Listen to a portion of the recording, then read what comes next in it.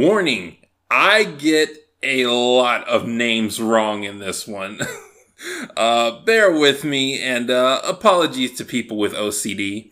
Hey, hello, how do you do? Shady Doorags here, and welcome to another episode of Episode Rundown, where I, Shady Doorags, run down the episodes of Miraculous, Tales of Ladybug and Cat Noir. Now, before we get started, I have a quick announcement. I'm going back to 2 videos a week.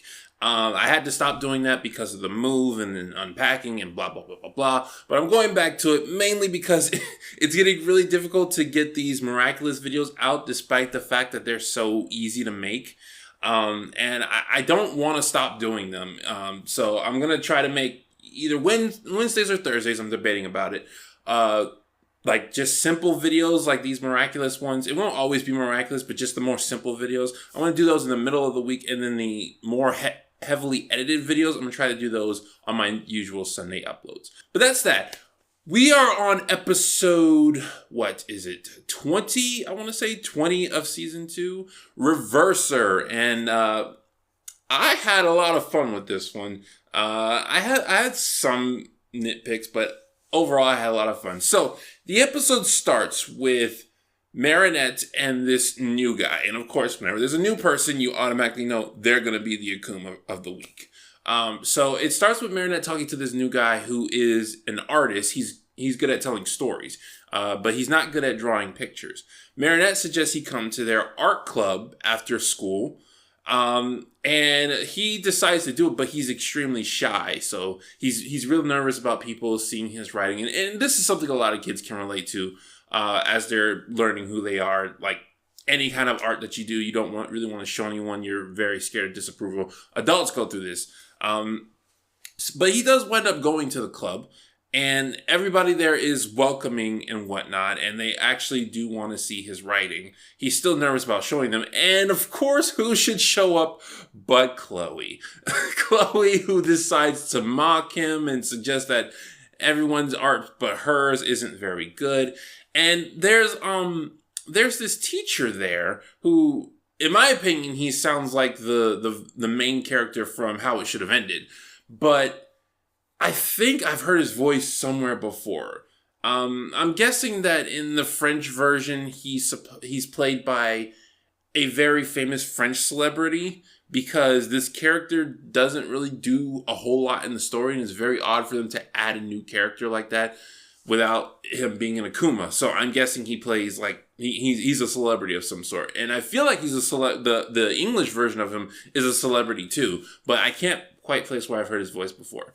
But it's interesting because Chloe has a collage of herself, and Max, I think that's her name, Max, Timebreaker, she makes fun of Chloe, and Chloe leaves without showing her art. And the teacher says something I liked. He said, well, Chloe might have had an interesting piece of art, but you didn't give us a chance. It's too bad she didn't give us a chance to show it. So basically, even though Chloe was being a jerk, the art teacher, was I don't even think he's an art teacher. I think he's just a teacher that's into art, and this is art club. But I like how he didn't take Max's side just because Chloe was mean. Max still did what I'm saying. Max, I hope that's her name. Max still did what he disapproved of, and that was shunning people's art, making them feel bad about their art. These people have names, but I have not remembered. One of them's name is Nathaniel, but I can't remember which one. I think it's the new guy. The new guy's name is Nathaniel. So Nathaniel, he doesn't want to show his art, but he accidentally leaves his writing book behind. Marinette reads it, it gets me a little bit upset because, you shouldn't do that, but, she's curious. They're giving her flaws, so what can you do? She reads it, and she really likes it, and she thinks that, I can't remember his name, the Eve Illustrator, the kid who was the Eve Illustrator, she thinks that him and Nathaniel will make a good tag team. Nathaniel can write the stories, the Eve Illustrator can draw the pictures, which I've seen in a lot of places before. Actually, no, that's how it works in the comic book industry. You have writers and you have artists. So what Marinette suggests is that they have the Eve Illustrator read it without telling who it's from. That way, if he doesn't like it, Nathaniel won't be embarrassed. Marinette goes up to the Evillustrator and he says, look, and it's in French, so I didn't know what it said, but he reads and it says, the Diary of Ladybug, and I immediately know what's going to happen, because Marinette doesn't tell him who it's from. This guy has a huge crush on Ladybug, like you can, from the last episode to this one, you can tell that he did, and so he thinks Ladybug wrote it. You know, in his stories, he's friends with Ladybug, he's helping Ladybug save the day, so he thinks Ladybug wrote it, and he loves it. Marinette mistakes that for him thinking it's a good story. She tells him that he can meet the artists at this fountain. He goes, and it's Nathaniel. And Nathaniel, you know, the Evillustrator freaks out because he's like, you're not Ladybug. What are you doing here? And Nathaniel's just like, I just wanted to write a comic. But the Evillustrator, he's so frustrated because he thinks, you know, his heart's broken. So he puts that frustration on Marinette, and Nathaniel, thinking they played a trick on him, they're playing with his emotions. He just jumps the gun, basically. And that makes Nathaniel feel really bad, and that brings in Hawkmoth. Now, this is something I was talking about before. Hawkmoth's moths don't seem to have a cooldown like the other powers. They should, but for so far, we haven't seen any hint of a cooldown, because immediately after he akumatized Sabrina, he akumatized Chloe. But then again, a good chunk of hours did pass for Sabrina, so... But here, he had the chance to akumatize two people, and he didn't. Because both Nathaniel and the Evillustrator were heavily upset. But Nathaniel is the one he targeted. And he turns into Reverser, which is this paper-mache-looking thing. I love the design of the Reverser. One, it's another callback to Spider-Man. He's clearly the Hobgoblin flying on his glider and whatnot. And two, it's just a cool looking thing with his body being made of like paper mache and whatnot. And I imagine they added the blackness to it so that it would stand out more amongst the animation set thing.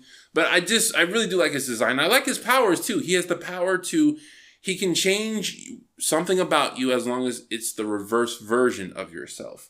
And that's why Hawkmoth gave him that power, because he wants Evillustrator to do a comic with him. He wants him to reverse his mind. He wants to reverse Marinette too, but you know, I guess that's just the Akuma talking. So Marinette turns into Ladybug, and Adrian finds out he turns into Cat Noir. Marinette gets to the scene first as Ladybug, and she fights him, and she's doing a really good job because it's very difficult to hit Marinette. But this guy, he knows she's a superhero, so he targets a civilian, hits them, and makes them fall off a bridge. And while Ladybug is distracted, he's able to hit her, and he reverses her to make her clumsy. He should have made her evil, but in the moment decision. So now Ladybug can't fight at all. Cat Noir shows up, and I'm thinking, this season they've actually been doing really good with Cat Noir. They've actually been making him more helpful. So is this the episode where he's going to lead, where he's going to be doing most of the stuff because Ladybug has gotten hit? Because Ladybug rarely gets hit with things. It's usually Cat Noir, or like the only time I think Ladybug got hit with something was in the Pixelator, where her arm got hit. But even still, her whole body didn't get hit. But that all went out the window because Cat Noir immediately gets hit by an airplane because he's distracted by Ladybug falling over. So Ladybug becomes klutzy, extremely klutzy, like even more klutzy than Marinette. And Cat Noir becomes a coward. And they kind of accidentally fumble off the bridge, so now Reverser can't find them. So Reverser decides to just go on a reversing rampage. There's this thing going on, and I have to laugh as I say this. There's this thing going on with the mayor who decides to take all of Paris's trash and puts them in orbital dumpster things. They're not called dumpsters, but I'm just going to call them dumpsters. Orbital dumpsters. And first of all, I find it interesting that there's a protest about this because, they're like, space is not a dump. I'm like, space is actually the perfect place to dump stuff if you send it to like a sun or an inhabitable planet. Like, as long as there's no life on that planet, that's actually a good solution because you're not really destroying the planet. or if you send it to a sun. But he wasn't sending it anywhere. They were just orbiting. And I was like, yeah, that is kind of a bad thing. But if you gotta store junk somewhere, space is pretty big. The circumference around the Earth, is that the word for a sphere, circumference? The circumference around the Earth is pretty large, so I think there's decent enough space, but, satellites and whatnot. I just thought it was weird that people were protesting, but people will protest over pretty much anything nowadays. And also, I was like, how freaking rich is Paris that they can afford space dumpsters to send all their garbage up there? Like, I thought it was just so cartoony. It's clearly a cartoon, suspension of disbelief. So I was fine with it. I just thought it was hilarious, like the absurdity of it all. But he gets reversed and he decides to send the trash back down to Paris, which effectively creates a meteor shower. So now there's a ticking time. I like how they created the ticking timer. Because when they did it in the freaking, I can't remember her name, Chloe's mom with the glitter, that seemed very out of nowhere. So Ladybug and Cat Noir track down the Illustrator, and they need his help to lure Reverser into a trap. Max, is her name Max? Is it Sam? I keep calling her Max. Timebreaker goes with them. Timebreaker goes with them. Because they're pretty much useless. And I don't like when the superheroes intentionally get civilians involved. I feel like that's irresponsible. But I do like when civilians get involved, when they take their own initiative and get involved. But I prefer the superheroes go to, like, police, because that's the police's job. But I'm not going to be too angry about it in this episode, because they were pretty freaking useless. Ladybug and Cat Noir. Cat Noir was actually getting a little bit annoying, but it's like, what are you going to do? He was reversed. So they go to the Eiffel Tower where Reverser is, and Ladybug has a plan. She has a plan before, I think she has a plan before she does the Lucky Charm? No, maybe she goes there, does the Lucky Charm, and then figures out the plan. So they have an interesting thing with the Lucky Charm. I'm not sure where they got the cloth from, but they basically turn Cat Noir into a kite, blindfold him so that he's able to fly around with Reverser and catch his glider with Cataclysm. And Max and Illustrator help out with this. Does the Illustrator help out? I don't know. I think maybe he made the kite, but he doesn't really do much. So I don't know why Reverser kept trying to reverse Cat Noir in the air. Like, that wasn't gonna do anything. It wasn't gonna stop him. He should have aimed the airplane at Max, who was holding the kite. But in the moment, he didn't think about it, blah, blah, blah. So it's a very interesting thing that happens because they get the Akuma out.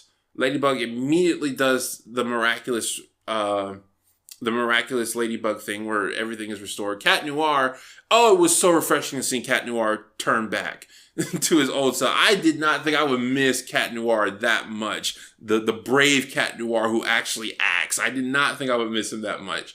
But that felt really good just to see him back. They tie up the whole thing, the usual, oh, hey, you guys, it was just a misunderstanding. You guys should totally work together. And then at the end, they do that thing where everybody comes together. There's a nice happy ending, and everybody laughs for no reason. I'm starting to hate that laugh, where they just laugh at the end to signify that everything's okay. I'm really starting to hate that. I've seen it too many times in this show. It's such a cliche. But overall, it was a really fun episode. I had a lot of fun with this episode. I'm a little bit biased because I basically saw the Hobgoblin running around, and I'm a huge Spider-Man fan. But I thought it was a nice, fun little episode. Not much more I can say about that. There wasn't much character or anything like that. It was just a fun episode.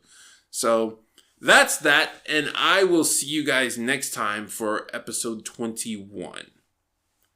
This has been Shady Doorags. So long, farewell, Auf Wiedersehen.